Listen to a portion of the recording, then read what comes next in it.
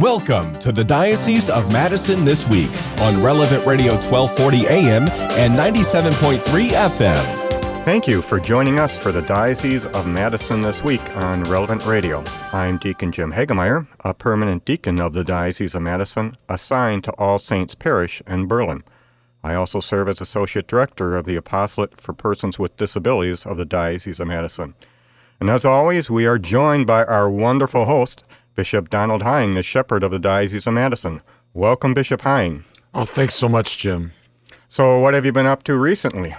Well, last week I was in Denver for the national conference of the St. Vincent de Paul Society. For 2 years, I've had the blessing of being their Episcopal spiritual advisor.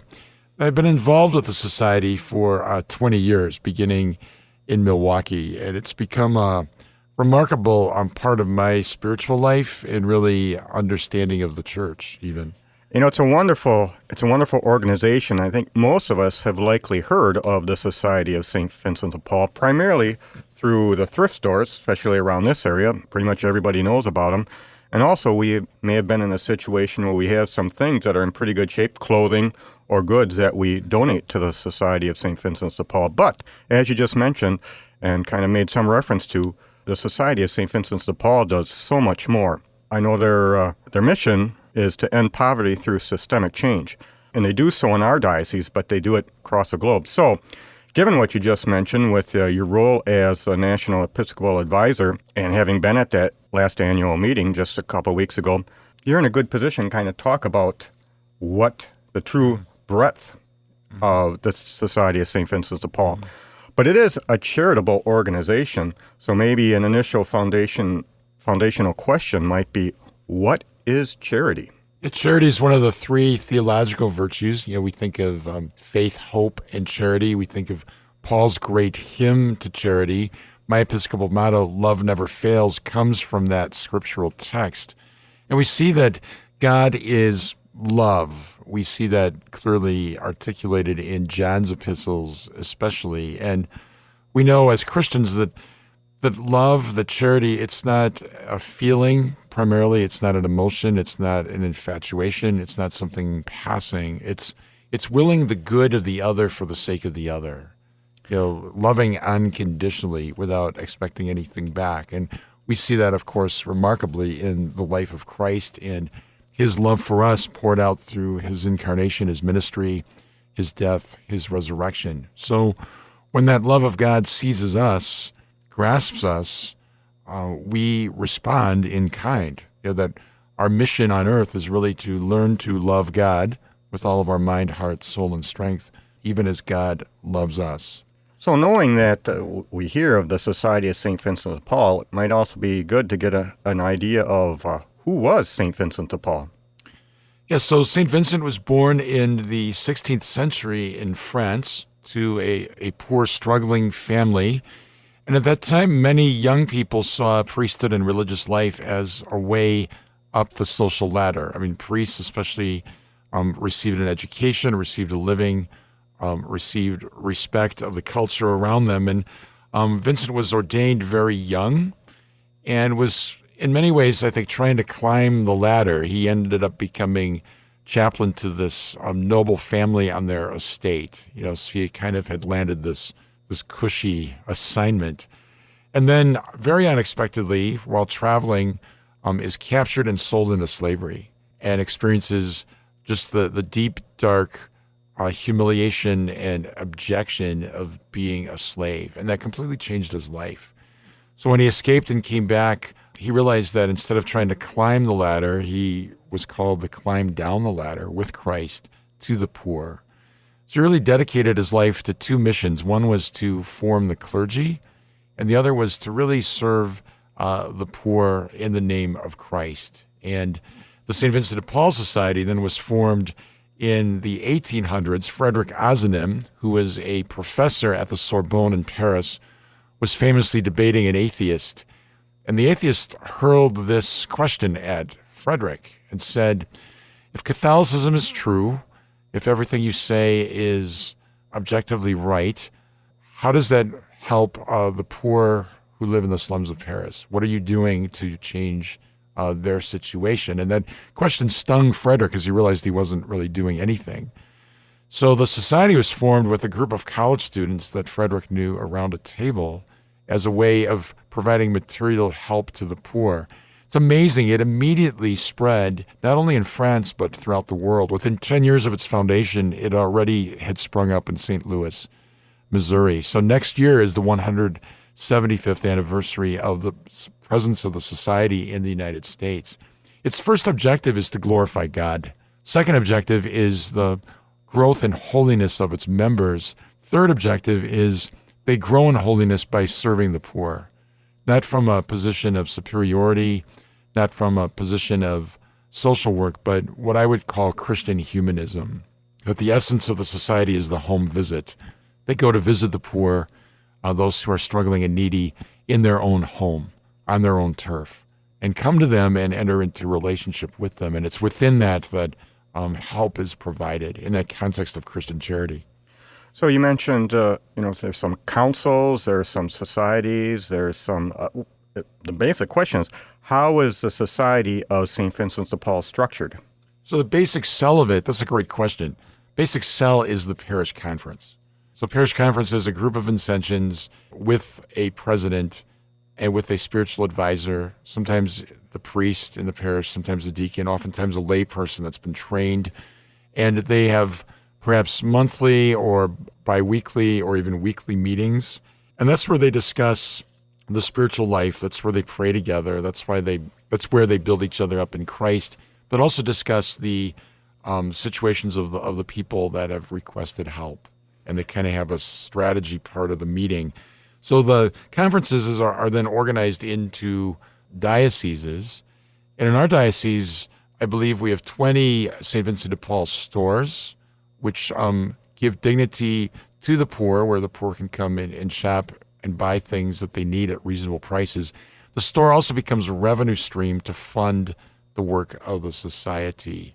And I think we have about 35 parishes in our diocese that have local conferences. So the society here is very strong and impressive. And I haven't had time yet to really launch into being with them, but I'm very much looking forward to it.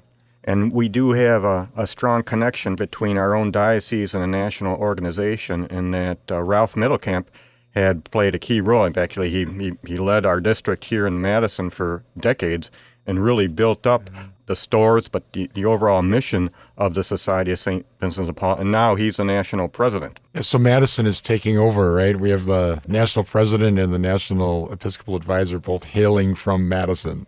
I assume you got together at the recent national meeting. We did. What happens? Well, first, what is your role? How do you serve as a national Episcopal advisor? And maybe talk about how that maybe came into fruition at the national meeting. Yeah, so I serve on the national board, just kind of as a point of connection to the U.S. Bishops' Conference, in an organizational way. A large part of my role is at the national conference. So I celebrate the Eucharist. I give a keynote address. I meet with different groups. It's really to be supportive and also spiritually formative of the membership. Out of that has grown invitations to speak around the country at diocesan gatherings of the society where they're looking for a speaker to offer spiritual formation. So it's really kind of being a chaplain to the society on the national level. In the United States alone, there are 4,500 parish conferences. And globally, there are 800,000 Vincentians in the world and in the church. So it's the largest lay organization in the Catholic Church. It's an amazing institution. How does someone become a member of the Society of St. Vincent de Paul? If one feels called, you could either contact your parish and see, number one, does your parish have a conference? Someone at the parish office then would be able to refer you to the president of the conference, who I know would be overjoyed to talk with you about your interest. If you don't have a conference in your parish, perhaps you would be able to be instrumental in helping to form one with help from a neighboring parish that indeed does have a conference. But don't be afraid to reach out. I think anyone that has become a Vincentian would say it has become their way of being Catholic.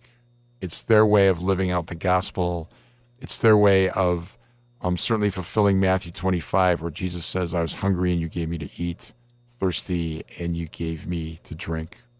And what a great message is the efforts of these members. I mean, we can even go to the scripture that they'll know we are Christians by our love. Well, when people see that love, which is exactly what happened at the founding, someone saying, so show us your love. And the founders of the society were challenged to do that, and they did exactly that. And what a great gift that has been to the church.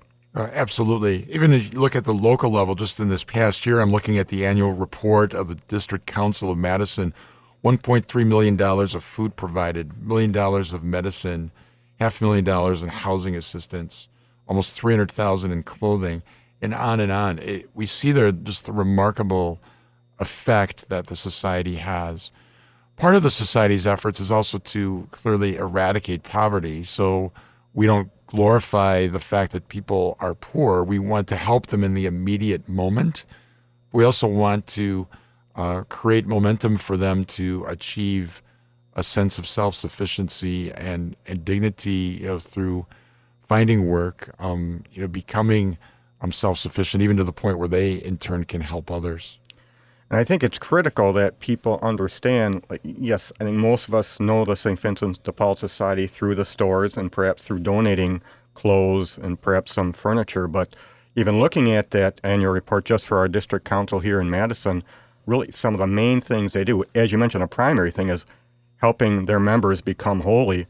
But in addition to providing those goods and services to people, a lot of it is they have a major food pantry that people might not know about. They give away, in that annual report, just over a year period, nearly 9,000 free prescriptions for people that needed it. Yeah. That's significant. Oh, that's amazing when you think of the impact that it has on our local community. So I just want to give a big shout out to all the Vincentians in our diocese, all the Vincentian leaders, all the pastors and staff who support the work of the society.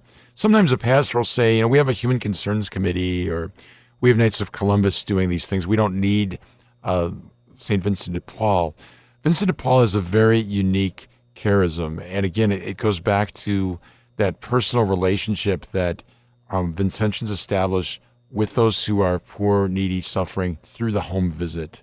So there's something very particular about Vincentianism that really, there's no other group in the church that fills that niche precisely. You are listening to the Diocese of Madison This Week on Relevant Radio. I'm Deacon Jim Hoegemeier, and we're having a discussion with Bishop Donald Hying, the Bishop of Madison, about the Society of St. Vincent de Paul and their efforts to help end poverty through systemic change. Now, we were just talking about how the local councils of St. Vincent de Paul really make a difference in their communities. I recall that when I was a member of a parish, I kind of had that basic knowledge of the Society of St. Vincent de Paul through the stores and perhaps donations. But I was amazed when I went to a parish meeting that featured the president of the council talking about the many things they do. And you just mentioned the home visit. And he went into some details saying, this isn't just kind of some untrained people going out meeting people and saying, well, what do you need? There are many volunteers who go through a pretty significant training process to know that when they do a home visit, to look for the things, those signs of perhaps some needs that the people might have that they might not want to even bring forward. An example might be, he mentioned that, well, when we go there, we look to see, are there dirty dishes in the sink? Because that's an indication, at least they're cooking, they're eating, little things like that. If they didn't see that, if they made a couple home visits and never saw anything like that, they'd know to maybe probe a little bit deeper to find out the true needs. It is an amazing personal experience. Yeah, the home visit changes everything because you're really seeing folks living in their environment, in their home. And also I think it humanizes it, where the person isn't just a number or another needy person standing in a line somewhere waiting for help, that we're entering into a relationship with them. They're inviting the Vincentians into their home, that there's some establishment of relationship in the love of Christ. So how do the connections between the people who receive a home visit and the volunteers from a local congregation, what's a process that those two are hooked? How do we identify the people who might receive a home visit? So usually someone will call the parish looking for help. That might be rent assistance, food assistance, assistance with clothing, furniture needs, could be any number of things. And so the folks at the parish would refer that inquiry to the folks from the St. Vincent de Paul Conference. Someone from the conference would make a phone call to the individual who made the request for help and set up a time to come over to their house. So that's typically how it works. And this is not limited. The people who receive help from the society are not necessarily Catholic. No, I would think probably the majority of people that the society serves are not Catholic. So as with all things in the Catholic Church, we never discriminate or only serve Catholics because God's charity is universal. It's also a beautiful way just to give witness and to evangelize, to the love of God, to God's unconditional love for us. So are you aware of any new services or programs that the Society of St. Vincent de Paul might be considering, either at the local level but also at the national level? Was there any discussion at the recent annual meeting? I think this has been a long-term process, but it's certainly effective. The whole payday loan gouging system, where people are charged these extraordinary interest rates that essentially keeps them in poverty. I know the society has been instrumental in trying to change those practices or put some of those payday loan operations out of business. Certainly advocacy both at the state and national level regarding legislation around the needs of the poor. How do we help people that have been incarcerated and are reemerging into society? How do we really help them to find their place so they don't just end up in recidivism where they end up back in the system? It's certainly efforts like that. So as Christians, each and every single one of us is called to charitable service, to love others as Christ loved us, in that model of Jesus Christ himself. What can each one of us, as individuals, what can we do in conjunction with the Society of St. Vincent de Paul to help them meet their goals, and not just that ending poverty through systemic change, but also bringing others to holiness, but recognizing that in that holiness lies a call to love others? I think whether one becomes a Vincentian or not, certainly to support the works of charity in the church, on the local, diocesan, national, international level. Pray over whether God's calling you to be a Vincentian. We have some youth conferences in our diocese of young adults that gives great energy and witness. So any way that you can support the society on the local level is always appreciated. Well, as always, we're very grateful to you, Bishop Hying, for sharing your insights with us, especially on the Society of St. Vincent de Paul.